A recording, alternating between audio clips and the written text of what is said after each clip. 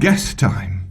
I want you to have a listen to this, if you would, and see what you think. Right, now, let's get to the story. So, Thomas Mitchell, prominent architect of Oldham, he built the Oldham Library.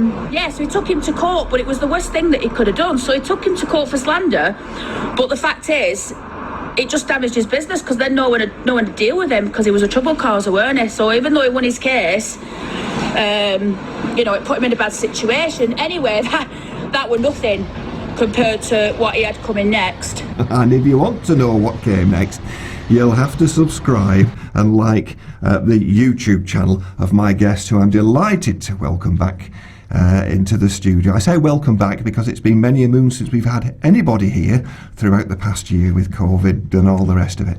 So Sarah Jones, lovely to have you in the studio. Yes, thank you very much. It's great, isn't it? It's exciting, the first one in. Oh, that's it. I'm delighted to be here, honestly.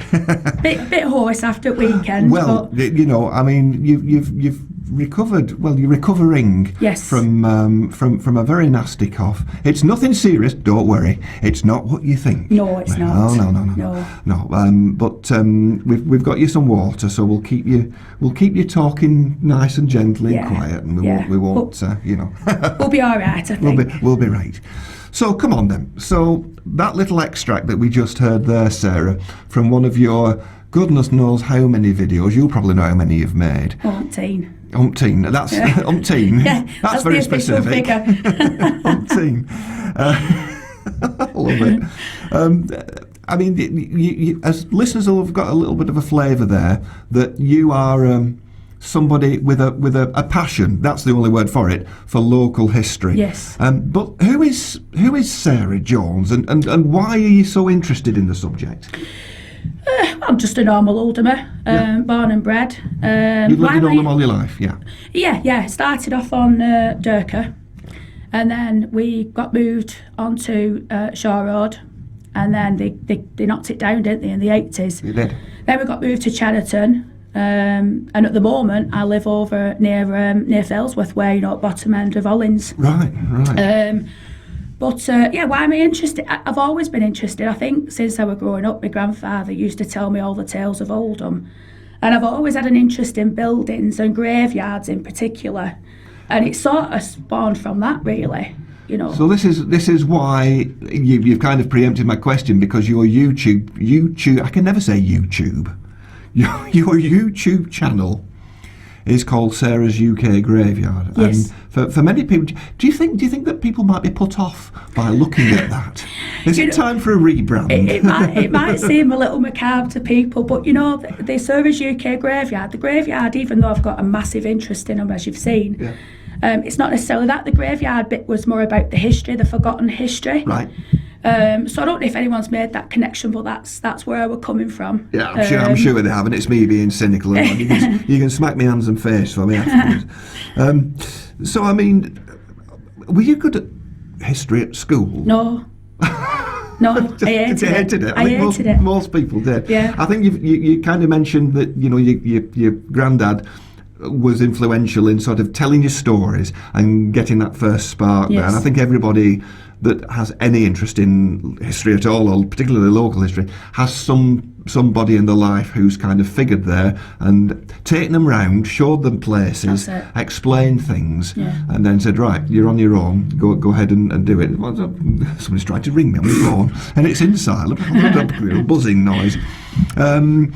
So that's exactly the case with you. So what inspired you to become a roving filmmaker, would you say? During the start of lockdown, and you could only go out like an hour a day and what have you. And from where I live, you could walk around there, but it gets a bit boring. Yeah. So I used to go to the graveyards, and I spent a lot of time in Cheriton Graveyard in particular. And I started, reading them. I mean, you've got John Platt that's buried down there.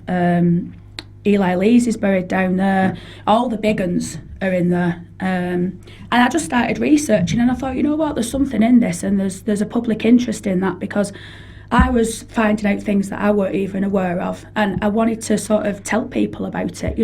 That's where the channel came from, really. So I started to get a bit more adventurous, and tried to. I mean, I'm still learning, but I try to edit up and but I try and keep it normal as well. I don't want it to be too sterile, if you know what I mean. I was going to say, Sarah. I mean, there's lots of history. Bits and pieces out there online. You can find things out very, very quickly and very, very easily these days about anything practically in a matter of seconds. But and with particular reference to sort of local history, I've seen some things online and in books. The printed word as well, which are.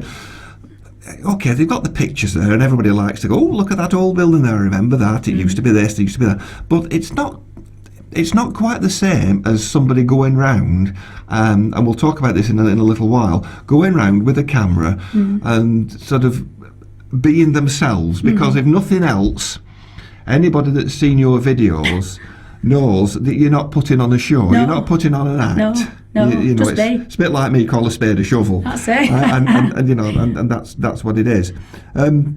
You've got like more than 1,000 subscribers, haven't you? I think it's 1,200 at the yeah, it's going up there anyway. I mean, do they give you kind of ideas and inspiration for the things that you do, or is it just I'll steady as we go, we'll just do what I want to do? No, I mean, folk comment all the time, oh Sarah, can you do a video on this, can you do a video on that?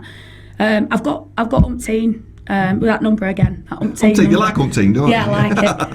But I've got loads of suggestions, and what I do is I write them down. Yeah. And I try and go through them as best as I can. But the other danger is that I'm always looking myself as well. So I'm always looking for different videos. So I've got so many ideas, and probably just not enough time to film them, to be fair. Yeah. That's probably why I've started doing more of the lives as well, because it gives me an opportunity to talk about stuff that I know. And you're very brave. I mean, we'll discuss this in a bit, but to do things live and on that. I mean, okay, this is live. I suppose this program is live, so here's me, kettle calling pot black and all that. But it's, you've got to kind of think on your feet, don't you? Yeah. And especially when you're actually broadcasting. We know our listener. He's listening at home now. And hopefully he's enjoying the little chat that we're having. But realistically, you don't know who's viewing. I mean, you can see on your phone, can't you? Don't tell you. It just tells you the amount of people that are watching. Right. Okay. And the occasional question will get asked, but 9 times out of 10. But you're doing that other stuff, aren't you? So you're not keeping. Yeah. You can't, so it's hard because absolutely. I mean, I can't keep my eyes off looking at stuff anyway. At best of time, but Let's have a little break for some music, and I'm conscious of your voice. You've done miraculously well to do that little bit there. And if I remember, in fact, let me do it now. Hang on, let me just find this now. Wait a minute, because it's on my phone. This is live. This was Sarah, and I'll only play a tiny little bit. But this was Sarah on Saturday night. Okay, here we go. Let's have a listen to this. Oh no, you can't hear it. Hang on a minute. Let me put my phone speaker on. Right, here we go. Hello again, it's Sarah from Sarah's UK Graveyard. I just wanted to send you a quick message. Yeah, and she did. She got through it. But I mean, poor woman. So she's done very well to be here, and I'm very grateful. Right, you've chosen a piece of music. You like the Beach Boys? Oh, love them. You know what I mean? Love them. Right. Can you remember what we chose? No, you can't. It's unfair because it was about half an hour ago. It was God Only Knows. That's it. Do you want to introduce it? This is the Beach Boys and God Only Knows. I'm back with Sarah because by now I hope you've been looking at Sarah's UK Graveyard on YouTube, all you techie people out there. If you haven't, then do. Wait till we finish chatting though, because we want you to, hear from the horse's mouth, so to speak. Sarah, are there any places in Oldham that you don't know? There's a lot. There's quite a few places I haven't been yet. There's loads and loads of exploring left to do. Right. What's your favourite place? Go on, put you on the spot. Chaddington Cemetery. Oh, that was the first one, wasn't it, that you said? Just because there's lots of people that are in there. Just because of the history. Actually, Grinnikers is another one. I was in there the other day. Yep. Some very, very interesting people in there. It's amazing because we were talking before we started the programme, I mean, listeners know that I live in Leeds and we've got a little cemetery that's badly neglected. It's very badly overgrown. You've done a little video in there. Grinnikers Cemetery is just down the road from there, and you drive past it And I think this is probably true of all these buildings that you focus on in your videos, Sarah. You sort of either walk past them or drive past them, and everybody these days has got their phone in their hand and they're looking down, and they never take the trouble just to glance up and take time to look at things. And I'm as guilty as the next. And you know, there's nothing else. Just looking at some of your productions, it makes you just think, well, I never knew that. But the way that you do it, and this is great for people who perhaps can't get out and about, and lots of our listeners, you know, have been a little bit reticent of, you know, going out with the COVID and everything. They've sort of kept themselves to themselves at home, quite rightly following the government advice. But it's a bit lonely and a bit isolating and a bit solitary. So if you look at one of your videos, for example, I won't name it. I'll just it's an image I've got in my head as I'm asking this question. You're kind of there, and it's a picture of let's say the Oldham Library. And how many people have walked past the old Oldham Library I'm talking about now? Because that new carbuncle is goodness me, well, whatever. And you sort of walk past it, and you've been on the balls, or you've driven past it, and you've just gone, it's a nice building, like the Lyceum and all these other great edifices in Oldham. But then you get your video camera or your phone or whatever you use, and you zoom in on things, and like the